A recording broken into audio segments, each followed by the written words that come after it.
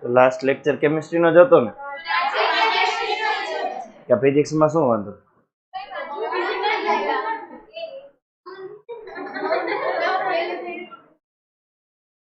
અલગ અલગ આવે આપણે ફિઝિક્સ ને કેમિસ્ટ્રી.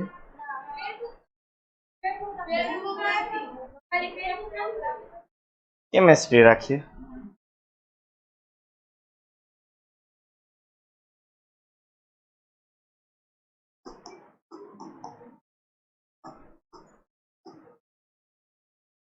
એક્સરસાઇઝ બાકી છે ને આપણે પહેલા ચેપ્ટર ની કે થઈ ગઈ?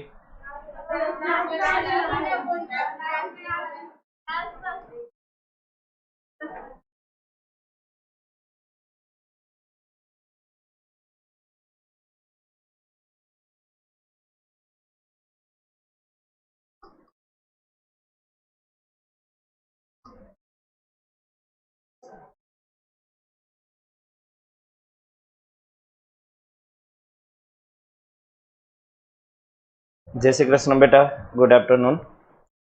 કેમિસ્ટ્રી પહેલું ચેપ્ટર આપણી આસપાસમાં દ્રવ્યો આપણે પૂરું કરી નાખ્યું. હવે આપણે થોડુંક રિવિઝન કરી અને એના ક્વેશ્ચન જોઈ લઈએ, એક્સરસાઇઝ. પછી તમને લોકોને કઈ ક્વેશ્ચન હશે તો એ આપણે લઈ લેશું.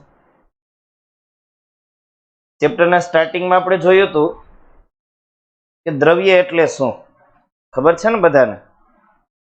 દ્રવ્ય એટલે શું?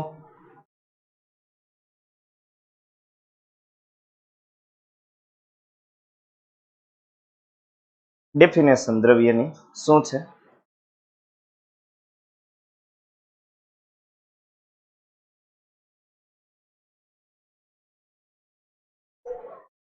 ચેપ્ટર પૂરું થવા આવ્યું છે, હવે તમને ના આવડે તો મારે હોમવર્ક આપવું પડે કે નહીં?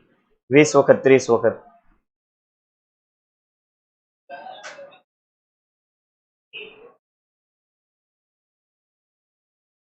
બોલો બેઠા બેઠા.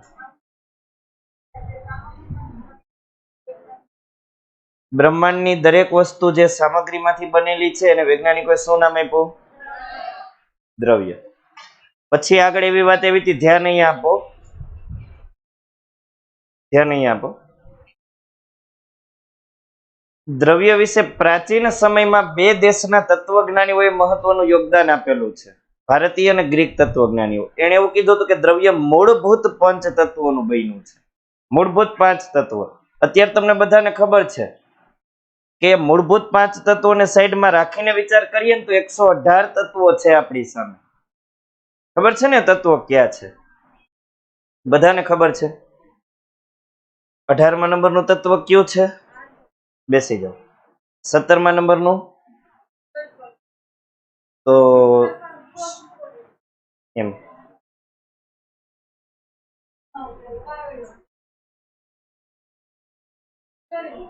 ક્લોરીન. એની વેલેન્સી કેટલી થશે? એ સંજ્ઞા થઈ. એની વેલેન્સી કેટલી? -3 -1. બેસી જાઓ. ઓક્સિજન કેટલામા નંબરનું તત્વ છે? વેલેન્સી કેટલી?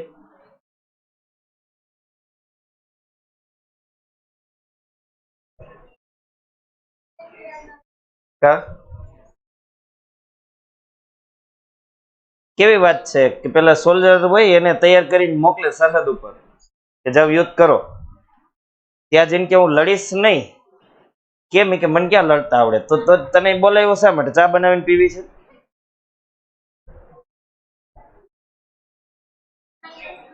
મેગ્નેશિયમ. બેસી જાઓ. પાછળ નિયોન કેટલામા નંબરનું તત્વ છે? કેવું તત્વ છે? નિષ્ક્રિય છે ને. સંયોજકતા નથી એનો મતલબ આઉટર સેલમાં ઇલેક્ટ્રોન કમ્પ્લીટ છે, ભરાયેલા છે, સંપૂર્ણ ભરાયેલી કક્ષકો. બેન બાજુમાં 20મા નંબરનું તત્વ કયું છે? શું થશે સંયોજકતા? બેસી જાઓ. પાછળ 3જા નંબરનું તત્વ કયું છે?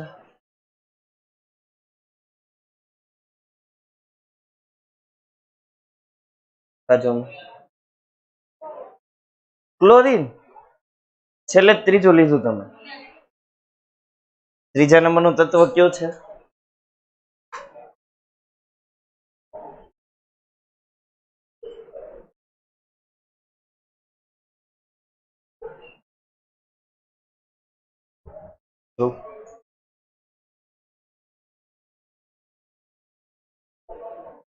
બોલો.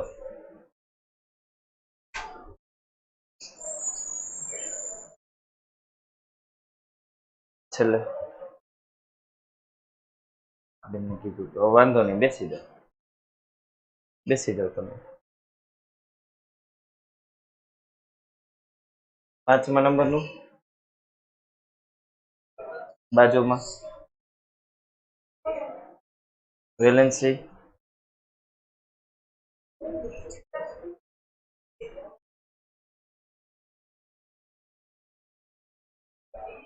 પાછળ બોરોનની વેલેન્સી.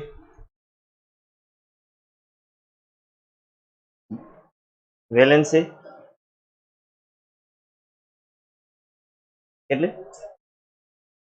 પ્લસ. બોલો. હે શું કે છે? પ્લસ.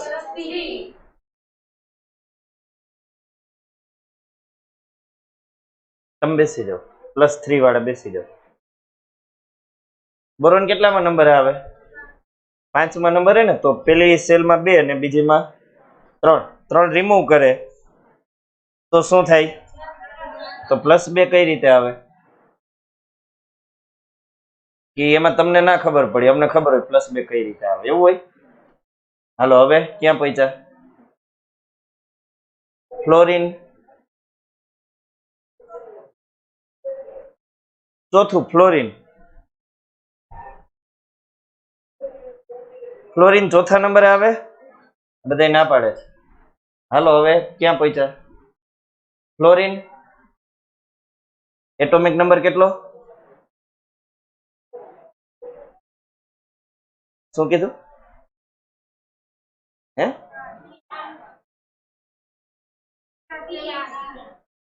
એ શું?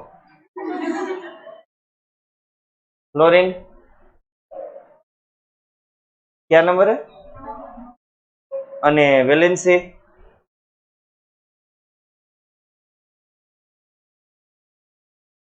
શું બોલ્યા? -F-1. બાજુ વાળાને તો આવડે છે. તમે બેઠા બેઠા આટલા બધા -1 નહીં થાય બેન ફ્લોરિન 2 ને 8 હા રેડી -1 બી ગયા બેન તો જો તમે કહેજો ફોસ્ફરસ વેલેન્સી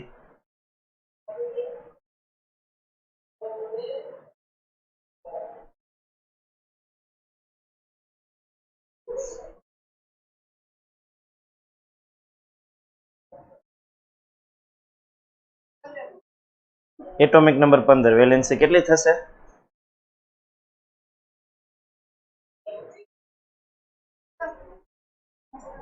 -3 સોડિયમની વેલેન્સી કેટલી થશે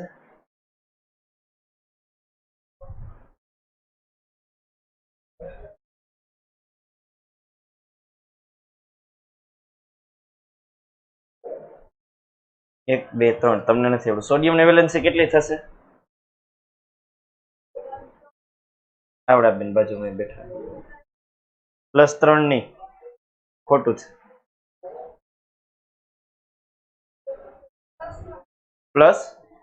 +1 બેસી જાવ આર્ગોન કેટલામાં નંબર પર છે બાજુમાં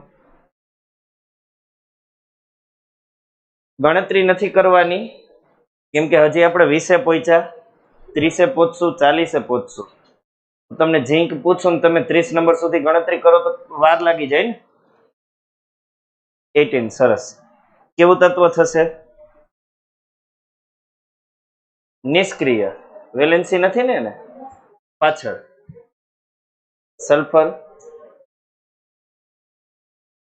કયા નંબર પર છે હે 26 નહીં તો સિલિકોન ને ખોટું 16 અને વેલેન્સી કેટલી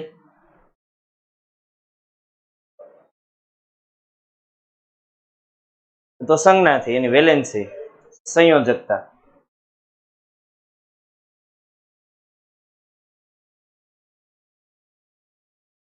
શું કે પ્લસ કે માઇનસ -2 સાચું બેસી જાઓ સલ્ફર -2 બાજુ પોટેશિયમ કયા નંબર પર છે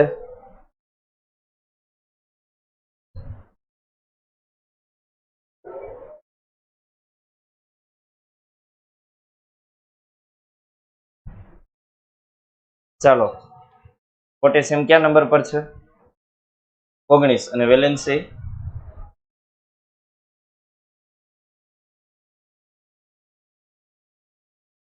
બાજુમાં શું કીધું પોટેશિયમ ની વેલેન્સી કેટલી કીધી તમે શું કે બધુંય ખોટું કઈ સાચું નહીં પાછળ પોટેશિયમ પ્લસ બાજુમાં પોટેશિયમ ની વેલેન્સી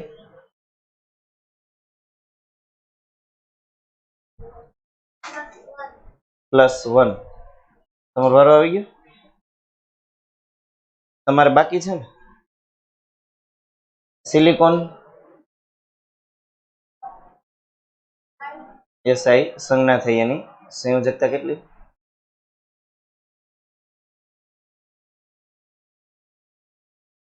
તમે નહીં કહી શકો સિલિકોનની નિષ્ક્રિય ન કહેતા અર્ધધાતુ તત્વ છે સિલિકોન કાર્બન કાર્બન એવું નથી કે ઇલેક્ટ્રોનનું કાંઈ નહીં કરે કાર્બન ઇલેક્ટ્રોનની ભાગીદારી કરશે હાઇડ્રોજન સાથે એક કાર્બન 4 ઇલેક્ટ્રોનની ભાગીદારી કરી શકે આઉટર સેલમાં 4 ઇલેક્ટ્રોન હોય કે નહીં એટલે 4 ઇલેક્ટ્રોનની ભાગીદારી કરી શકે ભાગીદારીથી જે બંધ બનશે ને એને આપણે કહીશું કોવેલેન્ટ બોન્ડ સહસંયોજક બંધ આપલેથી બંધ બને ને તો આયનીય બંધ કહેવાય બેસી મેગ્નેશિયમની વેલેન્સી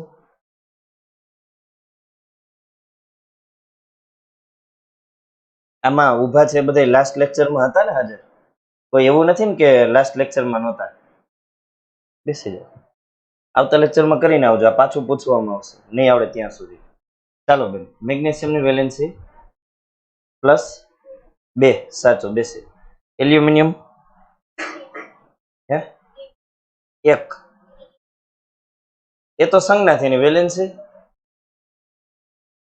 નહીં, પાછળ એલ્યુમિનિયમ ની વેલેન્સી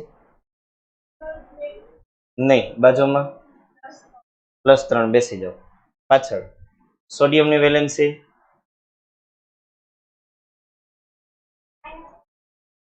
બાજુમાં સોડિયમ +1 બેસી જાઓ. તમને આવડે છે તો હજી પૂછું. કેલ્શિયમ ની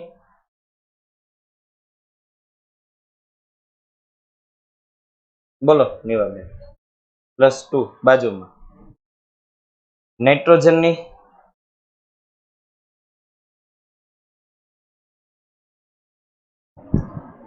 શું બોલ્યા? બેસી જાઓ. પાછળ સલ્ફર ની વેલેન્સી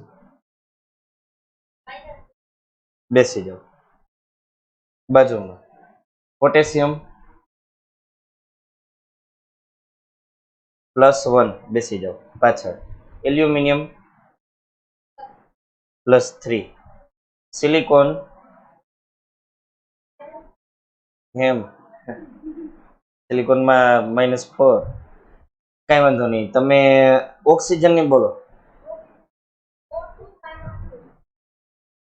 O2 -2 નહીં, O2 હોય ને તો -4 થઈ જાય પાછું. એટલે એની વાત સાચી છે. ઓક્સિજન જો અમુક પરમાણુઓ છે ને એ દ્વિઆણવીય સ્વરૂપે જ હોય. તમને કહું દ્વિઆણવીય એટલે શું, તમે બેસી જાઓ. એ ક્યારેય એકલા નથી હોતા. જેમ કે હાઇડ્રોજન છે એની આઉટર સેલમાં એક ઇલેક્ટ્રોન હોય કે નહીં, એની નજીકમાં બીજો હાઇડ્રોજન છે એની પાસે એક ઇલેક્ટ્રોન હોય કે નહીં. હવે થાય શું, ધ્યાનથી સાંભળજો. આ ઊભા છે એટલે બધાએ આવતીકાલે બધા તત્વો પાછા 5 વખત લખીને વેલેન્સી કરીને આવવાનું છે. રેડી? કેમેરો ચાલુ છે, રેકોર્ડિંગ થઈ ગયું છે, કેટલા ઊભા હતા. એટલે આવતીકાલે હું નામ લઈને આવીશ. બેસી જાઓ. હવે તમે બધા સમજો, ટેન્શન ન રાખતા. સરે લખવા દીધું, એમાં ટેન્શન ના રાખવાનું હોય. યુદ્ધ કરવા જઈને યુદ્ધ ના આવડતું હોય ને તો મરવા સિવાયનો ઓપ્શન ના હોય. અહીંયા તમારી પાસે ઓપ્શન છે કે આવતીકાલે તમે પાકું કરીને આવી શકો. મારી વાત સાચી છે કે નહીં? અને બીજું એક એ સાંભળજો કે જ્યાં સુધી માણસ પર સમસ્યા નથી આવતી ને ત્યાં સુધી માણસ કાંઈ સારું કામ નથી કરતો. ઇતિહાસ કે છે કે અત્યાર સુધીની મહત્વની જે શોધ થઈ ને વિશ્વ યુદ્ધ સમયે થઈ, જ્યારે કાં તો માણસને મરવાનું હતું કાં તો કંઈક કરી છૂટવાનું હતું. જે દેશ જેટલા વધુ યુદ્ધો લડે ને એ દેશ એટલો આગળ હોય. આ વાસ્તવિકતા છે. આપણને એમ થાય કે માણસો મરે, આમ થાય તેમ થાય, બધુંય સાચું. પણ પ્રશ્ન જ્યારે સર્વાઈવલ નો હોય ને ત્યારે માણસ ઘણું બધું કરી શકે છે. પણ આપણે એવું નથી. સમય ચેન્જ થઈ ગયો, ટેકનોલોજી આવી ગઈ એટલે માણસનું જીવન બહુ આરામદાયક બની ગયું અને આપણે બધા આરામ કરવા માંડ્યા. ચાલો લેક્ચરે દાળ ભાત ખાવા માંડ્યા. આપણે આળસુ બની જાય. દાળ ભાત ખાઈ પછી ઊંઘ આવે તો સુઈ જાય. થાય છે આવું? અત્યારે ન થાય ને, ઘરે થતું. અત્યારે ક્યાંથી થાય? એટલે લખી લેજો બધા અને કમ્પ્લીટ કરી લેજો. આવતીકાલે હવે એવું ના હોવું જોઈએ કે ના આવડે. આવડી જશે ને બધાને વેલેન્સી. બહુ સહેલું છે, આમાં કઈ હાર્ડ નથી. હવે તમે અહીંયા ધ્યાન આપો. હું તમને જે વાત કરતો હતો, માની લો કોઈ વ્યક્તિ છે ને કોઈ બિઝનેસ ચાલુ કરવો છે અને એને જરૂર પડે છે 20 લાખ રૂપિયાની. એની પાસે 10 લાખ જ છે. ગામમાં ગયો ને તો એને કોઈ બીજો વ્યક્તિ મળ્યો કે મારે બિઝનેસ ચાલુ કરવો. તો આને પૂછ્યું કયો, તો એને એ જ બિઝનેસ કીધો કે જે આને ચાલુ કરવો. કેટલા રૂપિયાની જરૂર હતી? પેલા પાસે કેટલા હતા? સામે વાળાને એવું જ હતું, એની પાસે 10 જ હતા. બિઝનેસ સ્ટાર્ટ કેટલા થાય ફરીથી પૂછું? હવે આને બે શું કરાય? ભાગીદારી કરે, પાર્ટનરશિપ. જાણો ને આમાં બધાય. અહીંયા એવું જ છે. આ એક હાઇડ્રોજન પાસે એક જ ઇલેક્ટ્રોન હોય. પહેલી જ કક્ષામાં હોવા કેટલા જોઈએ? બીજા હાઇડ્રોજન ની એ જ હાલત છે. શું કરશે બે? સમજાય છે તમને? બે વચ્ચે બંધ બન્યું. કેમિસ્ટ્રીમાં જે બંધ બને ને એ ઇલેક્ટ્રોન ને લઈને બને. અહીંયા સિમેન્ટ આવશે નહીં. ખબર પડે છે બધાને? આ બંધ બન્યો કહેવાય. આવી રીતે તમને હાઇડ્રોજન તમે ગમે ત્યારે જોશો ને H2 સ્વરૂપે જોવા મળશે. દ્વિઆણવીય સ્ટ્રક્ચર. ખબર પડે છે? એકલો હોય. સેમ કન્ડિશનમાં ઓક્સિજન નું છે. હાથ ઊંચો કરજો. ઓક્સિજન હોય તો એની બાહ્યતમ કક્ષામાં કેટલા ઇલેક્ટ્રોન હોય? છેલ્લે નહીં, 6. કેટલા? બાહ્યતમ કક્ષા, બીજી કક્ષા 2 અને 6. એટલે એક ઓક્સિજન ની આઉટર સેલમાં કેટલા ઇલેક્ટ્રોન થયા? 6 હોવા કેટલા જોઈએ 8. અને બીજો ઓક્સિજન છે એની કેટલા છે 6 હોવા કેટલા જોઈએ શું કરશે બે કેટલાની બે કેટલાની ભાગીદારી થાય જો તમે આ એકની ભાગીદારી આ બેની હવે એમની ભાગીદારી થાય બિઝનેસ ચાલુ થાય પછી બે પાર્ટનર હોય ને એમાં કોઈ એક પાર્ટનર ત્યાં જાય શોપ ઉપર અને એમ કે આ મારી છે એમ હાલે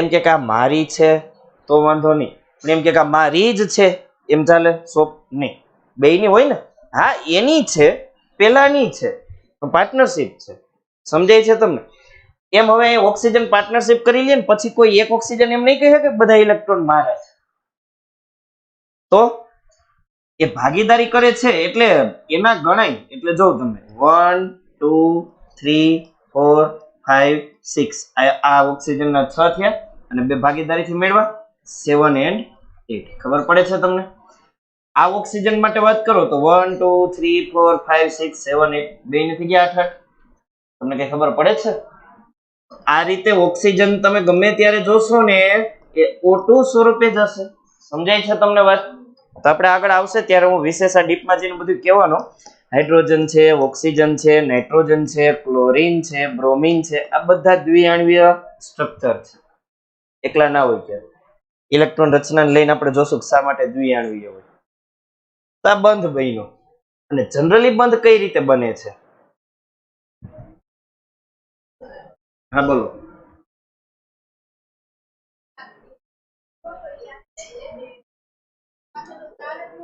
શું હતું આર્યું બોલો દઈ નથી દેતો બેન પાર્ટનરશિપ કરે છે બે વ્યક્તિ હોય પાર્ટનરશિપ કરતા હોય તો એક એમ નો કે કાલે 10 લાખ જાવ વયો જાવ માંગવા હું કોઈ દી નહીં આવું એવું હોય છે તમારે ધ્યાનમાં કહું તો મને બતાવજો તમે સમજો મારી વાત બે પાર્ટનર ની સરખી રિસ્પોન્સિબિલિટી હોય ને સરખો ભાગ હોય એવું ન કે એક પાર્ટનર બીજાને કે તાર 10 લાખ જોઈએ ને હાલે જા હવે કે હું તારી પાસે નહીં માંગુ કે એવું હોય બેયનું પાર્ટનરશિપ થી થાય છે એટલે અહીંયા બે ઇલેક્ટ્રોન ની પાર્ટનરશિપ થઈને તો આ બે ઇલેક્ટ્રોન આનાય ગણાય આ બે ઇલેક્ટ્રોન આનાય ગણાય એટલે બેને હાથ થઈ કેમ કરવા છે ખબર પડી તમને મારી વાતમાં કે હજે છે કઈ આમાં ક્વેશ્ચન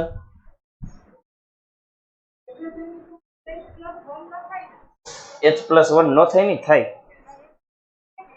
H+1 એક ઇલેક્ટ્રોન રિમૂવ કરે હંમેશા મેળવે નહીં હાઇડ્રોજન નો સ્વભાવ જ એવો છે બાકી એક મેળવે તોય ચાલે પણ એ હંમેશા શું કરે રિમૂવ કરે એટલે +1 જ હવે તમે જો અહીં ધ્યાન આપજો એક મિનિટ બંધ કઈ રીતે બને છે 118 તત્વોમાંથી મોટા ભાગના તત્વો ક્યાં છે ખબર તમને ક્યાં છે ધાતુ મેં લખ્યું તો એ જ હોય ને 118 માંથી મોટા ભાગના ક્યાં છે ધાતુઓ ધાતુ કેને કહેવાય સાંભળજો આપણે કહીએ કે આમ ભટકાવીને ટંગ થાય એને ધાતુ કહેવાય એમ નહીં કેમિસ્ટ્રીની લેંગ્વેજમાં કહીએ ને તો જેની આઉટર સેલમાં 1 2 યા તો 3 ઇલેક્ટ્રોન હોય ને બધાને ધાતુ કહેવાય આપણે હજી 1 થી 20 ભણ્યા ને એ 1 થી 20 માં +1 સંયોજકતા કેની હતી મને કહો તો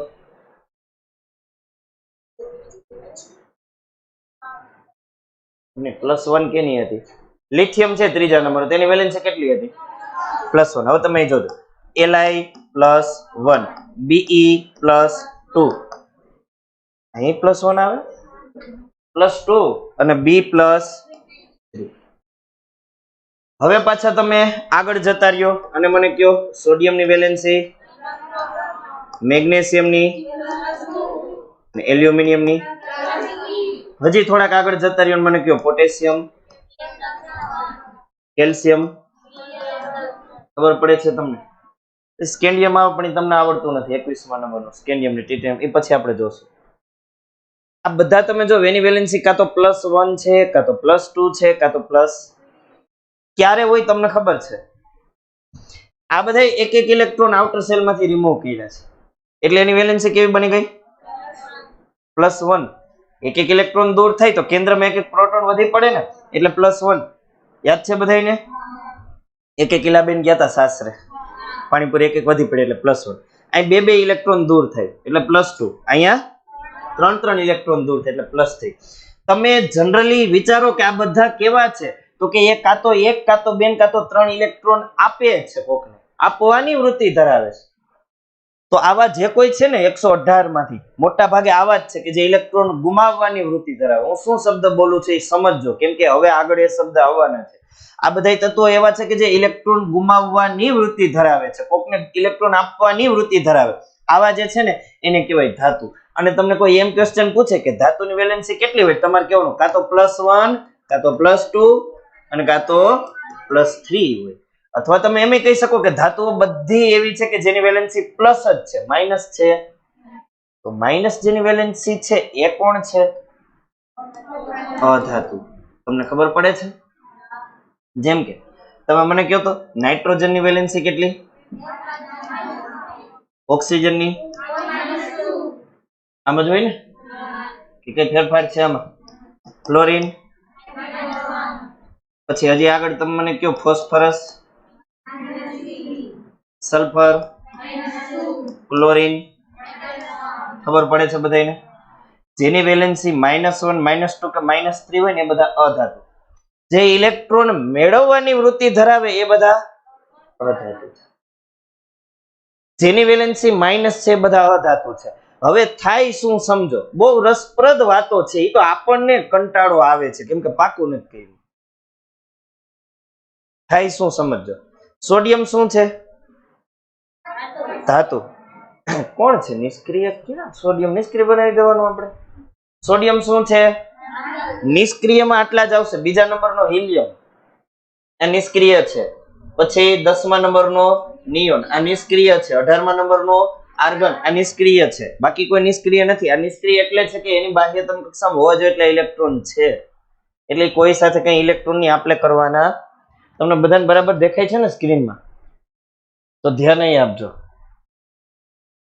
ધાતુ અધાતુ બધાને ખબર પડી ગઈ ને? હવે તમે મને અહીં જોઈને કહો તો સ્ક્રીન ઉપર સોડિયમ શું છે? ધાતુ. બીકોઝ એ એક ઇલેક્ટ્રોન રિમૂવ કરવા માંગે છે. ક્લોરીન શું છે? બીકોઝ એ એક ઇલેક્ટ્રોન ગેઇન કરવા માંગે છે. જો તમે સમજો, ક્લોરીન ને એક ઇલેક્ટ્રોન જોઈએ છે, સોડિયમ ને એક ઇલેક્ટ્રોન આપવો છે, વધારાનો છે. હવે થાય શું? સોડિયમ ને ક્લોરીન ભેગા થઈને તો સોડિયમ છે ને પોતાનો એક ઇલેક્ટ્રોન છે ને ક્લોરીન ને આપી અને એની સાથે જોડાઈ જાય. કેમ કે અહીંયા કોઈ દાનવીર નથી કે આલ્યો તમે લઈને વહી જાવ, આમ તમારી પાસે કોઈ દી માગશો નહીં. સમજો છો ને મારી વાત? આની સાથે જોડાઈ ગઈ. હવે જો સોડિયમે ઇલેક્ટ્રોન નહોતો ગુમાવ્યો ને ત્યાં સુધી સોડિયમને કહેવાય તત્વ. શું કહેવાય? જે સોડિયમના પરમાણુ પાસે 11 પ્રોટોન 11 ઇલેક્ટ્રોન છે ને તત્વ કહેવાય. જે ક્લોરીનના પરમાણુ પાસે 17 પ્રોટોન 17 ઇલેક્ટ્રોન છે ને તત્વ કહેવાય. પણ સોડિયમ એક ઇલેક્ટ્રોન ગુમાવે એટલે એની પાસે હવે ઇલેક્ટ્રોન કેટલા છે? 10 જ છે. અને ક્લોરીન એક ઇલેક્ટ્રોન મેળવે તો 17 ઇલેક્ટ્રોન હતા, હવે એની પાસે કેટલા થઈ ગયા? તમને ખબર પડે છે હું શું બોલું છું? એટલે એક ઇલેક્ટ્રોન ગુમાવ્યા પછી સોડિયમને હવે તત્વ નો કહેવાય, આયન કહેવાય. એક ઇલેક્ટ્રોન મેળવ્યા પછી ક્લોરીનને હવે તત્વ નો કહેવાય, આયન કહેવાય.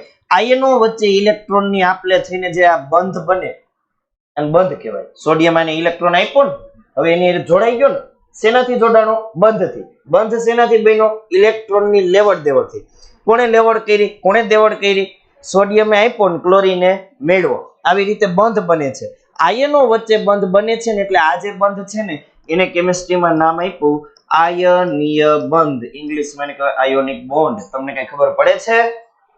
આવી રીતે બંધ બને અને એક કે બે કે તેથી વધુ તત્વો ચોક્કસ સંખ્યામાં એકબીજા સાથે જોડાય.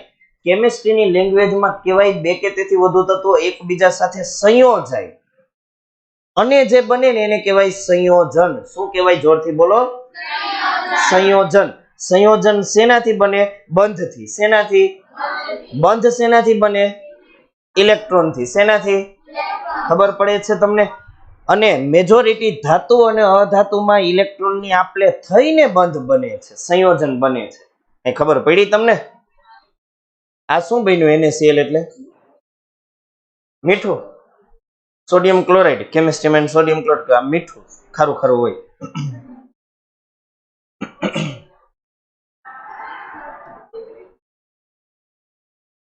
હે બેન? આ ના સમજાણું તમને? પાછું સમજીએ આપણે.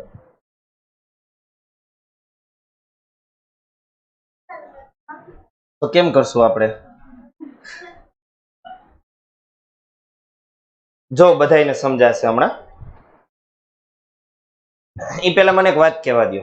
આ મીઠું છે ને, મેં તમને ઓનલાઈન લેક્ચરમાં કીધું હતું, એવો પદાર્થ છે કે રસોઈમાં ન હોય ને, અમુક રસોઈમાં તો રસોઈ સારી ના લાગે ને, માણસમાં ના હોય ને તો માણસ એ સારો લાગે.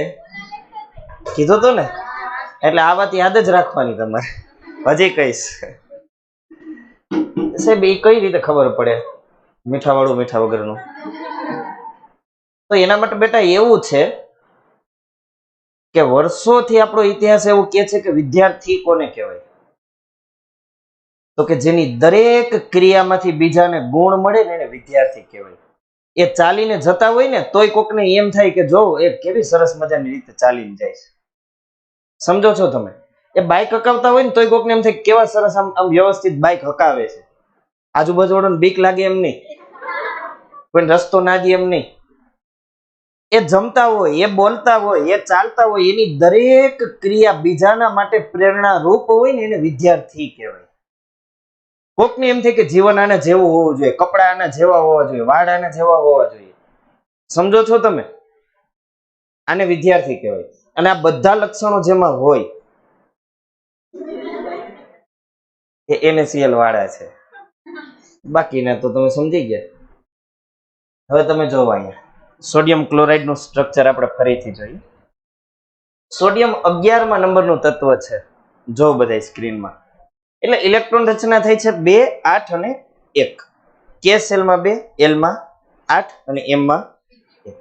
હવે આઉટર સેલમાં જ્યાં 1 ઇલેક્ટ્રોન છે ને ત્યાં 8 હોવા જોઈએ. એટલે કાં તો એ 7 મેળવો કે 1 ગુમાવે. એને શું સેલવું પડે? 1 ગુમાવો. એટલે 1 ઇલેક્ટ્રોન ગુમાવવા માટે આતુર છે. અને હવે તમે 17મા નંબરનું ક્લોરીન જો. ઇલેક્ટ્રોન રચના છે 2, 8 અને 7. એટલે 1 ઇલેક્ટ્રોન મેળવવા માટે આતુર છે. તમને આટલી વાતમાં ખબર પડી? તો હવે ક્યાં આમાં કઈ નવું સમજવાનું? સોડિયમની બાહ્યતમ કક્ષામાં 1 ઇલેક્ટ્રોન છે. કેટલા? અને ક્લોરીનની બાહ્યતમ કક્ષામાં 7 ઇલેક્ટ્રોન છે. કેટલા છે? છેદ ને અહીં તમે જો. અને તમે વેલેન્સી પાકી કરી, ઇલેક્ટ્રોન રચના પાકી કરી, એમાં તમને ખબર હશે. જો ક્લોરીન -1, સોડિયમ +1. એટલે આ 1 ઇલેક્ટ્રોન રિમૂવ કરવા માંગે છે, આ 1 મેળવવા માંગે. મેળવી લે પછી -1 સંયોજકતા બને, ગુમાવી દે પછી +1 સંયોજકતા બને. એ પેલા નહીં. ગુમાવે નહીં તો સોડિયમ માટે આમ જ લખાય Na, પણ 1 ઇલેક્ટ્રોન કોકને આપી દે ને પછી લખાય Na+. સમજો છો બધાય?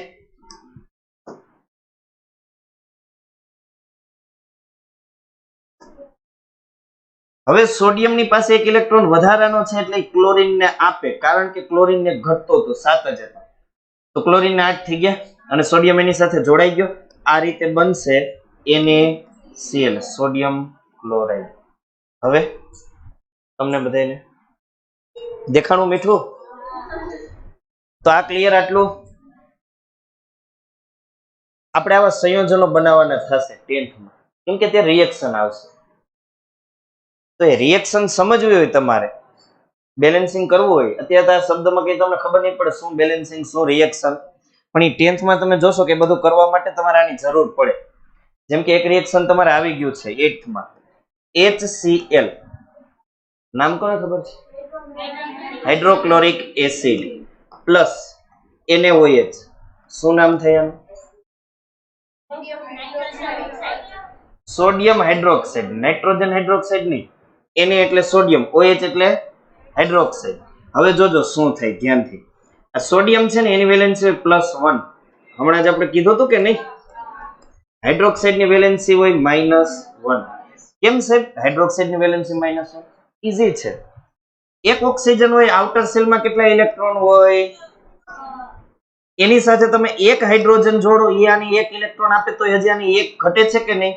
એટલે આ હાઇડ્રોક્સાઇડ ઓક્સિજન હાઇડ્રોજન જેની સાથે જોડાશે ને એની સાથે પહેલી શરત કરશે કે 1 ઇલેક્ટ્રોન આપીશ, બોલો કે હા, તો જ આ હાઇડ્રોક્સાઇડ સામેવાળા સાથે જોડે. હવે જેની સાથે જોડે એની પાસેથી ઋણ વિભાજિત એવો 1 ઇલેક્ટ્રોન મેળવે છે, એટલે હાઇડ્રોક્સાઇડની વેલેન્સી કેટલી બને છે? માઈનસ. ખબર પડી તમને?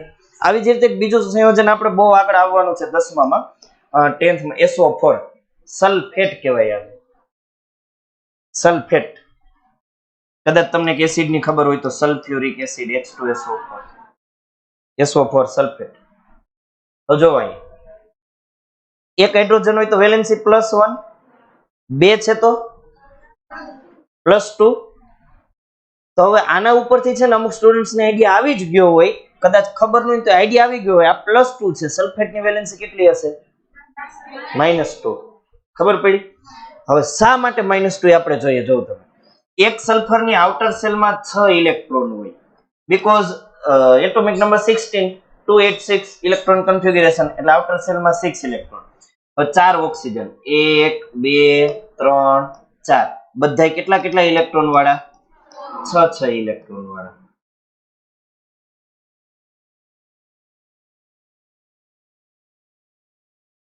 છે 6 ઇલેક્ટ્રોન બધાય પાસે હવે આ છે ને બે ઇલેક્ટ્રોન ની ભાગીદારી કરે આ કેટલાની ભાગીદારી કરે અહીં 1 ઇલેક્ટ્રોન છે ને એ કાઢી નાખીએ આપણે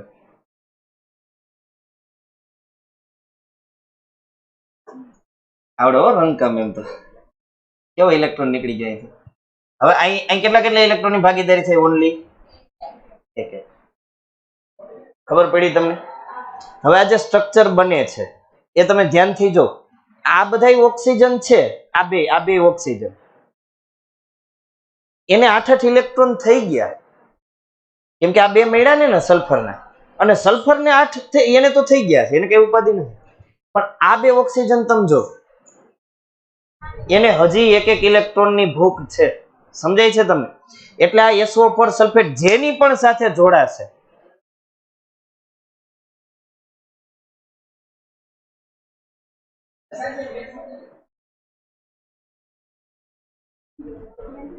આ SO4 સલ્ફેટ જેની સાથે જોડાશે ને એની સાથે પહેલી શરત શું રાખશે કે તું અમને 2 ઇલેક્ટ્રોન આપીશ ઓલો કે હા પછી જ એની સાથે જોડે ઋણ વીજભારિત એવા 2 ઇલેક્ટ્રોન મેળવે છે ને હે એટલે સલ્ફેટ ની વેલેન્સી બને છે એ ખબર પડી તમને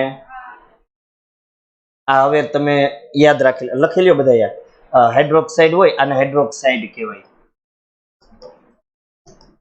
હાઇડ્રોક્સાઇડ એની વેલેન્સી -1 આને કહેવાય સલ્ફેટ એની વેલેન્સી -2 અહીંયા લખેલી છે પછી હજી એક આવું આવે છે કાર્બોનેટ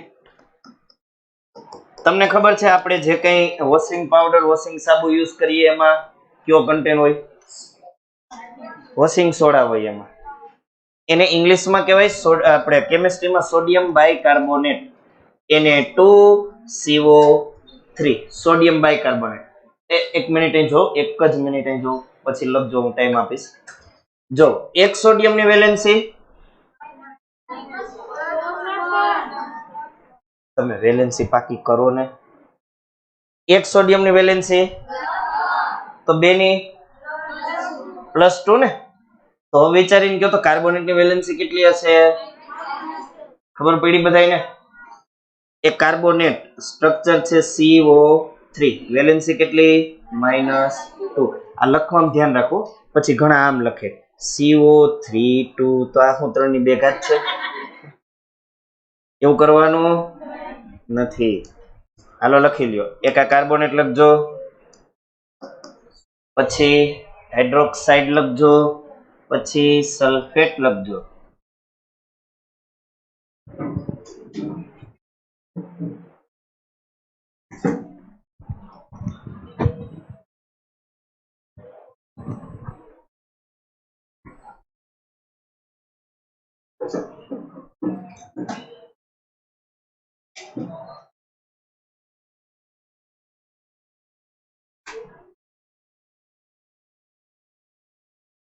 નથી દેખાતો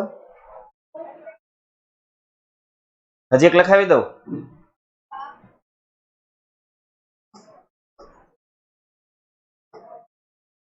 NO3 નાઇટ્રેટ -1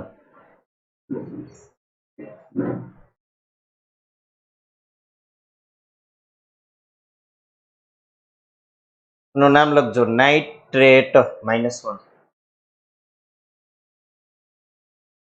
આ વેલેન્સી યાદ રાખી લેવાની હો, કેમ કે આ બધા જે સ્ટ્રક્ચર છે ને વારે વારે આવશે યુઝમાં, એટલે વેલેન્સી યાદ હોય તો સારું પડે. હા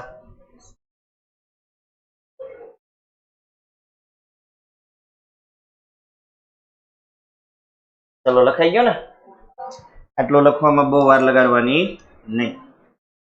હવે આપણે પહેલા ચેપ્ટર ની વાત કરતા હતા, વચ્ચે આ ટોપિક આવ્યો એટલે લઈ લીધો. આપણે એવી વાત કરી હતી કે ભારતીય તત્વજ્ઞાનીઓ ભલે પંચ તત્વોમાં વર્ગીકરણ કર્યું, પણ વાસ્તવમાં તત્વો કેટલા છે જેમાંથી તમામ પદાર્થો બને છે? 118. આમ તો વાસ્તવમાં આંકડો વધારે છે, પણ 10th ની ટેક્સ્ટ બુકમાં 118 છે એટલે હું તમને 118 કહું છું. વાસ્તવમાં આંકડો એનાથી વધારે છે. પછી આપણે જોયું હતું કે એ ભારતીય અને ગ્રીક તત્વજ્ઞાનીઓ જતા રહ્યા, પછી આધુનિક વૈજ્ઞાનિકો આવ્યા. એમાં વૈજ્ઞાનિકોના બે સમૂહ થઈ ગયા હતા. એક સમૂહ એવું માનતો હતો કે દ્રવ્ય જે સૂક્ષ્મ કણોનું બનેલું છે ને રેતીની માફક કણો છે, અને બીજા વૈજ્ઞાનિકોનો સમૂહ એવું માનતો હતો કે એવો કઈ સૂક્ષ્મ કણો છે એ સતત છે. પછી એમાં ઓલા રેતીના કણો વાળા સાચા છે આપણને ખબર છે. પછી દ્રવ્યના કણોની લાક્ષણિકતા એવી હતી કે દ્રવ્યના કણો અતિશય સૂક્ષ્મ હોય, એમની વચ્ચે સૂક્ષ્મ અવકાશ હોય, ખાલી જગ્યા હોય, સતત ગતિશીલ હોય, અને તાપમાન વધે તો ગતિ ઉર્જા વધે, અને એકબીજાની વચ્ચે આકર્ષણ હોય. આટલું આપણે જોયું હતું દ્રવ્યના કણોની લાક્ષણિકતામાં. પછી આ લાક્ષણિકતાને આધારિત જ એક ટોપિક આવ્યો હતો કે જો દ્રવ્યના કણો વચ્ચે આકર્ષણ બળ પ્રબળ હોય ને જગ્યા ખૂબ ઓછી હોય તો કઈ અવસ્થા મળે? ઘન અવસ્થા. આકર્ષણ બળ પ્રમાણમાં ઓછું હોય ને એમની વચ્ચે અવકાશ હોય થોડો ખાલી જગ્યા તો, અને એકદમ વધારે વાયુ. આપણે જોયું હતું. અને હવે હું તમને એ કહી શકું કે ઘન અવસ્થા ધરાવતા પદાર્થને ગરમી આપો, બધા જ નહીં પણ અમુક ઘન પદાર્થો જેમ કે બરફ હોય તો એને ગરમી આપો તો આ તમને જોવા મળે, તો એનું રૂપાંતર પ્રવાહીમાં થાય. પ્રવાહીને ગરમી આપીએ તો એનું રૂપાંતર વાયુમાં થાય. અને હાથ ઊંચો કરજો, વાયુના કણોને ખૂબ વધારે ઉષ્મા આપીએ તો શું થાય? વાયુના કણોને ખૂબ વધારે ઉષ્મા આપીએ તો શું થાય? રડવા માંડે વાયુના કણો. શું થાય?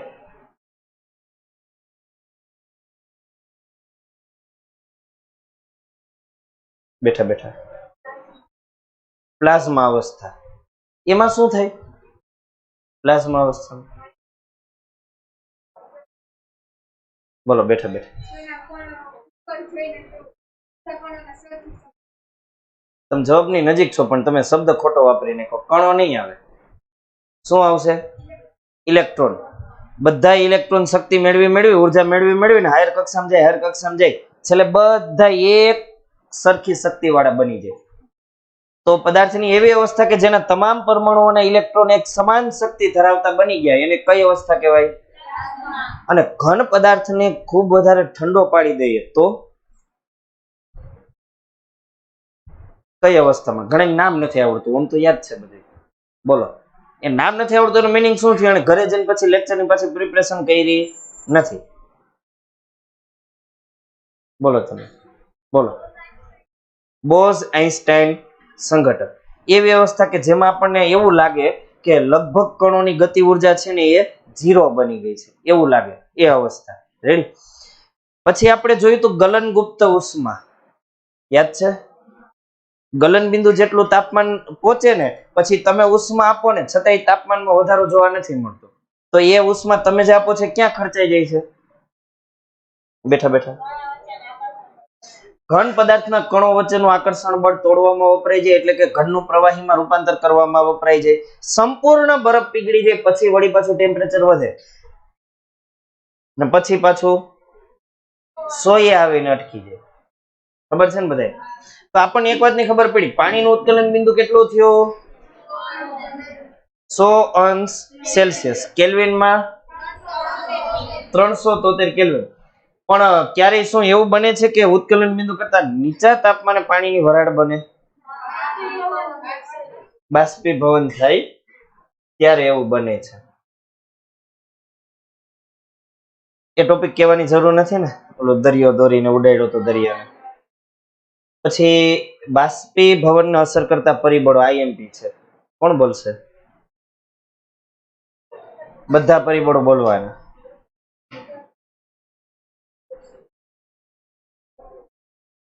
કોઈ નહીં.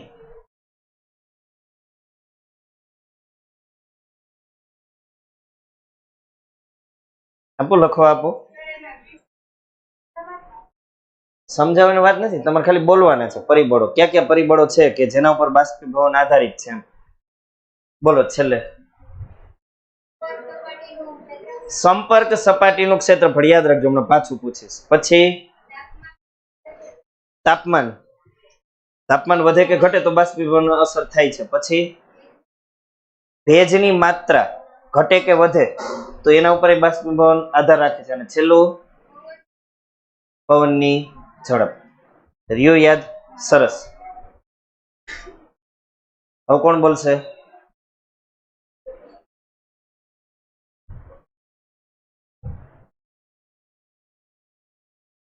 બોલો.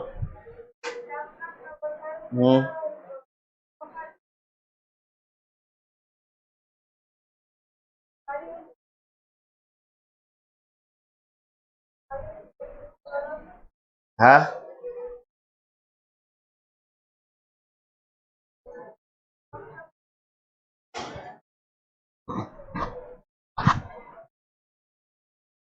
ટેસ્ટમાં હતો આ ક્વેશ્ચન. હા ભાઈ, ટેસ્ટમાં તો એવું ઘણું બધું હતું, પણ એ ટેસ્ટ નહોતી. જોઈ જોઈને હોમવર્ક કરવાનો કાર્યક્રમ હતો. બોલો. બેસી જાઓ, બેસી જાઓ. સંપર્ક સપાટીનું તાપમાન નહીં, ક્ષેત્રફળ. પેલું સંપર્ક સપાટીનું ક્ષેત્રફળ, બસ એટલું જ લખશું. પછી તો આગળ ખબર હોય ને, વધે તો બાષ્પીભવન વધે ને ઘટે તો બાષ્પીભવન ઘટે. પછી બીજું તાપમાન, બસ આપણે તાપમાન જ લખશું. વધે ઘટે શું થાય પણ ખબર છે. ત્રીજું ભેજની માત્રા અથવા ભેજનું પ્રમાણ, વધે કે ઘટે શું થાય ખબર. અને ચોથું પવનની ઝડપ. તમે વાયુની ઝડપ લખો તો પણ કઈ ખોટું પડે નહીં, કારણ કે ગતિમાન હવાને જ પવન કહેવાય. ગતિ ન કરતો હોય તેને વાયુ કહેવાય. એમાં આટલું ક્લિયર બધાયને? તો હવે પેલા ચેપ્ટરમાં આનાથી વિશેષ કઈ નવું છે નહીં, પણ હા એક વાત આવે છે. પદાર્થના પ્રતિ એકમ કદનું દળ લખું છું ગુજરાતીમાં, જોજો. અહીંયા વચ્ચે એક વાત આવે છે. પદાર્થના પ્રતિ એકમ કદનું દળ, પ્રતિ એકમ કદ નું દળ, એને શું કહેવાય? બોલો. હા, એને કહેવાય ઘનતા, ડેન્સિટી. ઘનતા કહે છે. ખબર પડી તમને? હવે તમને એમ થાય કે સર મેજોરિટી વ્યાખ્યા આપણે જોઈએ ને તો એમાં આ એકમ એકમ શબ્દ આવે કે નહીં? એ કેમ એકમ રાખ્યું છે? એ ના રાખ્યું હોય તો, જેમ કે આપણે ઝડપની વાત કરીને તો એવું કીધું હતું કે એકમ સમયમાં કપાતું અંતર, ફિઝિક્સમાં. વાંધો નહીં, ફિઝિક્સમાં બોલું તો.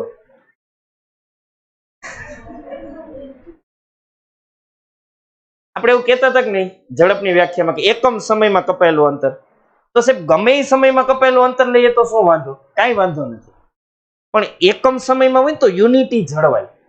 અત્યારે કેમ તમે એમ કહો છો કે મારી સ્પીડ 100 ની છે, વળી કોઈ કે મારી સ્પીડ 200 ની છે, તો એનો મિનિંગ શું થયો? એ ખાલી એટલું બોલશે ને બે તો આપણે સમજી જાવ ભાઈ આ 1 કલાકમાં 200 કિલોમીટર કાપે છે ને આ 1 કલાકમાં 1 જ કિલોમીટર કાપે છે. યુનિટી જળવાની જ નહીં. તમને સમજાય મારી વાત હું શું કહેવા માંગુ? એકમ સમય હોય ને તો યુનિટી જળવાય. હવે કોઈ એમ કે હું 5 કલાકે 500 કિલોમીટર કાપું, કોઈ એમ કે હું 3 કલાકે 350 કિલોમીટર કાપું, કોઈ કે હું 3 કલાકે 450 કિલોમીટર કાપું. શું કરવાનું આપણે? ખાલી સાંભળવાનું, કઈ ખબર પડે? હવે જો સાયન્ટિસ્ટો કેવી બુદ્ધિ લગાડે. કોઈને સાયન્ટિસ્ટ બનવું હોય તો શીખજો થોડું. ફિઝિક્સ આવે છે. હવે એકમ સમયમાં કપાયેલું અંતર, એ બે રાશિ છે, એક છે અંતર અને એક છે સમય. હવે જ્યારે તમારે આવું એકમ બનાવવું ને, સમયની એકમ બનાવવો છે, અહીંયા કદની એકમ બનાવવું, ત્યારે ગણિતમાં એક સિસ્ટમ છે. ખબર છે તમને શું સિસ્ટમ છે? તમે ગુણોત્તર લ્યો અંશ અને છેદ સ્વરૂપે. એ શા માટે લેવાનો હોય ખબર છે? એકમ બનાવવા માટે. તો હમણાં બની જશે એકમ. સાંભળજો. જો મેં તમને એવું શીખવાડ્યું હતું કે જે સ્વતંત્ર રાશિ હોય ક્યાં મૂકવાની અને પરતંત્ર રાશિને અંશમાં. એટલે આના બરાબર શું થઈ ગયું? ઝડપ. હવે માનો કે તમે એમ કહો છો કે સર મેં 500 કિલોમીટરનું અંતર કાપ્યું 1 કલાકમાં નહીં, 5 કલાકમાં. તમારો ભાગાકાર કરો, જવાબ તમને 1 કલાકમાં જ મળશે. ખબર પડી તમને? થઈ ગયું એકમ. કેવી બુદ્ધિ મારે છે જો આ લોકો. આપણે તો એનું દીધેલું પાકું નથી કરી શકતા. હે ખબર ના હોય, હવે તો પડી ને ખબર. હવે બધી ખબર પડશે, પણ ખાલી આપણે યુઝ નથી કરવાનું, પાકું કરવાનું. કે નહીં તમે જો અમે ઝડપમાં કઈ ઘટવા નહીં દઈએ. ધ્યાન રાખવાનું બાઇક ચલાવવામાં. અચાનક લીવર દેવી ખરાબ છે ને અચાનક બ્રેક મારવી ખરાબ છે. ઘણી વખત દુર્ઘટના ઘટી જાય. પછી વાક આપણો છે કે બીજાનો, એ સાઈડની વાત છે. હું શું કહું, વાક કેનો છે એ સાઈડની વાત છે. નુકસાન થઈ ગયા પછી હું કામનું કેનો વાક હતો? સમજો છો? એના પેલા ધ્યાન રાખવાનું થોડુંક.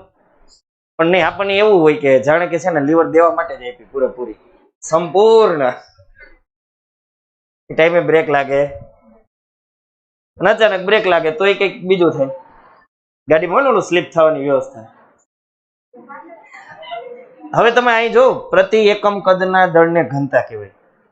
એટલે છે ને તમારે કદને રાખવાનું છેદમાં, દળને રાખવાનું.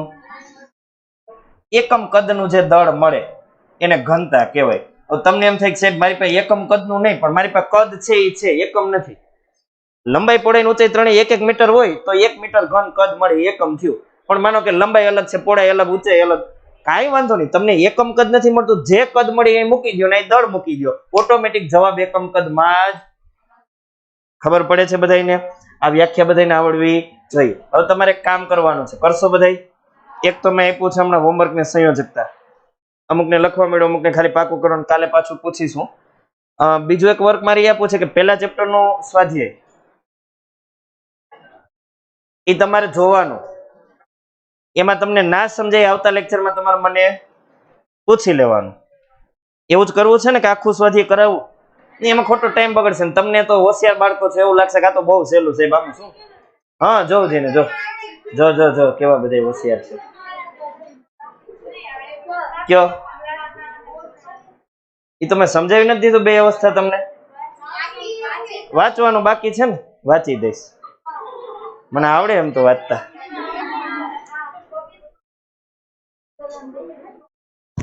હે